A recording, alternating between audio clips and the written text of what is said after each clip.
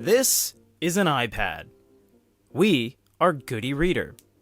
This is not an e-reader. Yes, we are very well aware. However, the world of e-reading has changed and a lot of people prefer reading on LCD LED tablets as they're more of an all-in-one machine and you don't need a secondary device. Also, the iPad is packing something that is becoming more and more popular in the past 5 years, digital stationery, or a stylus pen. We're not going to bore you with specs and apps, instead we're going to look at e-reading, PDFs, manga, and of course, note-taking. Thank you to Apple for sending us a sample for our review.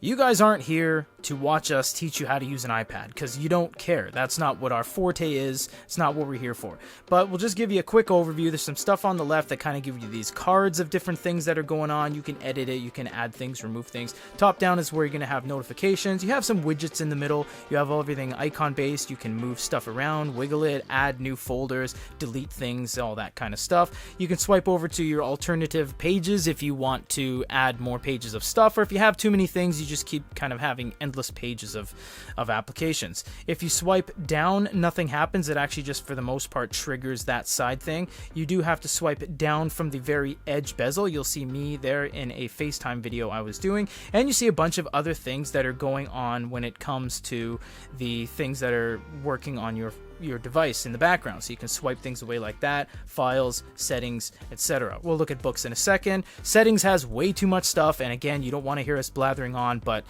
Apple is a very good ecosystem. It's a very well-developed infrastructure. It's arguably one of the best consumer level products you can buy, iPhones and iPads and iBooks. They're just so clean.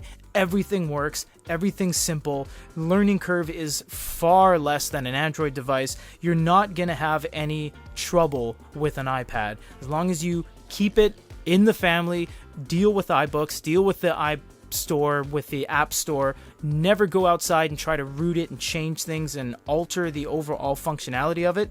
It could be the best thing you've ever used.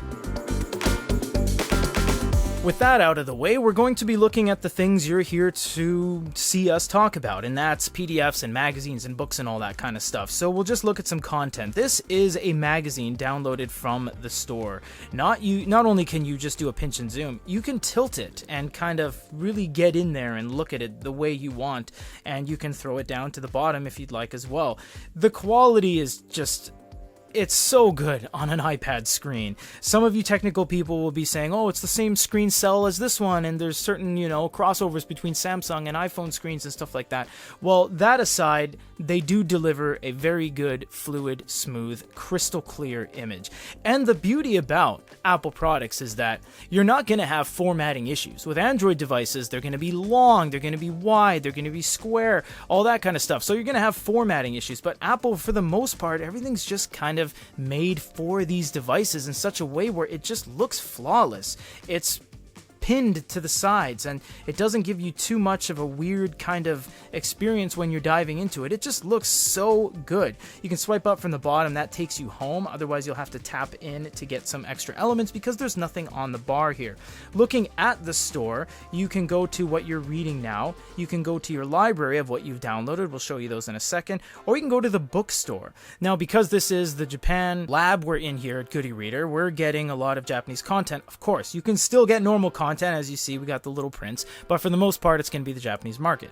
So you have a bookstore and you have the manga store. And with certain devices like Amazon and all these other units out there like Kobo, for example, they really do push manga at you because in Japan they read a lot of manga. So the way it's laid out will be a little bit different based on the market you're in, and certain things will be a carousel and will not be a carousel like that. You go ahead and click on something, it'll give you all the volumes, you can download a sample, you can say want to read, and certain things will be in certain languages as long as you choose it to be that way. So for example, the publisher only wrote it in Japanese, so it'll only be in Japanese. But the elements, like this at the bottom where it says search and manga, will be in the language of your operating system. So if we go to the library and we look at a book, we can see we have the little prints here, and you can turn pages like that. You can do long presses. Long presses will do lookup, highlight, note, and search. You can box a large amount of area. You can change the font up here as well, and you can change the background so it's easier on your eyes. Black is arguably the best for your eyes because it eliminates majority of the white and just has the white assigned to the text itself, which is way easier on your eyes. I like this one, which is kind of like an off tan. It's really cool. You can also change it to vertical scrolling, so you can just kind of scroll the book like that and never actually change a page, which is kind of cool. You can choose that if you'd like. You turn the brightness up and down like that. For the video, we'll keep it like that just so we can properly have not a lot of issues. And you have different fonts as well right here. Now, there won't be any way for you to sideload in apps traditionally, but you can discover more reading applications on the Apple Store. If we go to manga, because it just looks so good, we have to look at it. So you can swipe like this and it shows you a thumbnail list of all the manga that you're going to be able to see right here. You can swipe left and right like that. It goes page by page. You can do pinch and zoom and kind of get that bind in there. And you can rotate the entire device like so you can have a 2-page spread, which is kind of nice because then you get that little page curl animation and it flips over. Manga's really good on this. I mean, obviously it's not an e-reader. Manga traditionally is the best on an e-paper device. I mean, there's Progress Technologies in Japan that make an actual e-reader dual screen with a hinge made out of actual paper, because actual Japanese manga is black and white, so you don't need a very expensive LCD LED tablet like this to consume black and white content. That's why traditionally it looks really nice on an ebook reader. A 10.3 with a dual kind of split view like that, or a 7.8 just in portrait looks fantastic. However, this looks good too, and the beauty about manga on tablets is that it's always ready. Look, I can just do that and zoom in and see exactly what it says. Those difficult characters are called kanji, derived from the Chinese language, and those smaller ones are called furigana or furigana, that actually translates the kanji if you don't know what the kanji says. So it's for beginners. I can't read all that, so I'm not looking down on anyone, and I'm glad that those translations are there. And maybe on a small manga at a store, you might not be able to see it easily, but that's where LCD tablets come into play. They're very easy to zoom in and change your experience and be like, what did that guy look like? Oh, look, he has a scar. Little things like that you can only do on devices like this. Bridging into our next section comes the Apple Pencil. Thank you to Apple for sending this to us as well. You can twist off the top and you'll see that that is the little transmitter there. Don't touch that. You can, but obviously just don't goob it up. And when you tighten it down, there will be a little gap there, about a 1mm gap, so don't be scared and don't try to over torque it so that it's closed. It's meant to be there to handle a little bit of flex. The pen itself is completely matte with a nice texture to it and a nice line here with a magnetic snap that snaps to the device in order to sync it and charge it. You also get eraser capabilities and a tap capability. But first you have to sync it to the device. And how you do that is you grab the unit like this and you snap it to the side. Doing so will say Apple Pencil 100% charged, just like that. It'll actually say that on there because the pencil won't work inherently right out of the gates. Once it is connected, then you can use it like so, which is really cool. A lot of devices are kind of always on, like an active capacitive pen. Sometimes they have a button, or like a Wacom pen, but it adds a little element and a little personal touch that you have to snap it to the side in order to make it work. I think that's really nice. With the stock Note app, you get marker, highlighter, and fine liner, and you get 5 colors: black, blue, green, yellow, and red. Yes, LCD is nowhere near being able to compare to color e-ink. LCD will always be superior until we get to a point where refresh is as fluid as anywhere between 30 to 120 refresh rate. It's just never going to add up.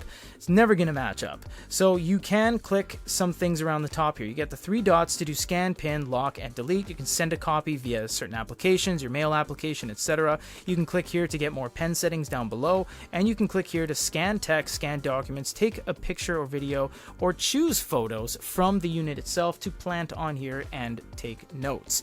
You'll notice some things down below here. Click on this one, you get that. Click on this one, it's more of a marker, and you click on this one, which is a 5.0, and it'll be more of a thin line like that, and you can get the eraser as well. You can also double tap the pen. As you see there, it toggles between the eraser and the last pencil used. So you can go pencil, pencil, oh, I made a mistake, tap, tap, and you can do the eraser. Now, Wacom does not allow you to do that at all. There's no consistent, always-on trigger. You can press the button on a Wacom pen to erase, but once you let go, it's going to be the pencil again, where this one isn't. It's just eraser. This is actually a toggle between the two, which is very useful, I believe, because if you're in a pen like this, and you have a red pen, and you're grading papers, you're like, oh, I forgot that one. You know, you don't have to go back to the palette, especially if the palette is closed, which you can do. Tapping that, actually. Then you can double tap and go in between your own accord. Look at that. It's so seamless and it's so quick. And that's where this kind of pencil comes into play. And it is very similar, or I guess the Huawei is similar to this, but it's very similar to the Huawei MatePad paper, in that if you were using this on an e-paper device, you'd be let down because this tip is not that great. But for an LCD tablet, it is good. Do you like taking notes on this with this pen? No, it's a flat piece of glass. And this is just a regular hard piece of rubber. It doesn't have nearly any grip, as you can see there. The whole thing is just completely slippery. There's no torque, there's no grittiness, there's no grit to it in terms of like feeling like a 2,000 or 4,000 grit sandpaper. There's no resistance, there's no feedback into your hand. In terms of a writing feel like a DPT, like a Quaderno, to a lesser extent like an Onyx with a screen protector on it to give a little bit of torque, it's bad. It doesn't give you any realism in taking notes. Is it fast? Yes. Does it have beautiful pressure sensitivity? Absolutely. And you can always do more on an LCD because it's just so quick and it's so fast and you have these vibrant colors. And that's the trade-off of having an e-paper device, is that you're limited in functionality compared to something that's always ready and always on. But this is nowhere near a good writing experience. Now, they have those screen protectors that people will try to sell you on those Facebook ads that are very expensive, and it makes it feel like paper. It doesn't. It just, trust us. I mean, we're the professionals. It really doesn't. That's just a sales thing, and you can get the same screen protector for $1.95 on AliExpress. So don't buy into those. It really is nothing you can do about this pencil and writing on this unit, but it is high quality in its own regard. You can take beautiful notes, you can do other things like put photos and scan things, and things you just typically couldn't do on e-readers.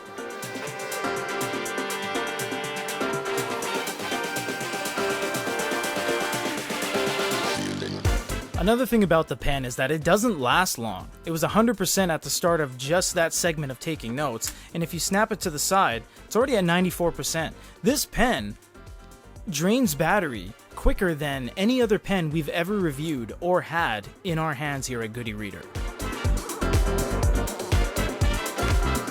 Comparing e-readers to tablets is like comparing apples to oranges. They cannot be compared. They're very, very different. They do the same things, but are presented in a completely different way. However, when it comes to on-demand functionality, you can't dispute the fact that a tablet is always going to be more robust, more ready to go, and just simply does more things.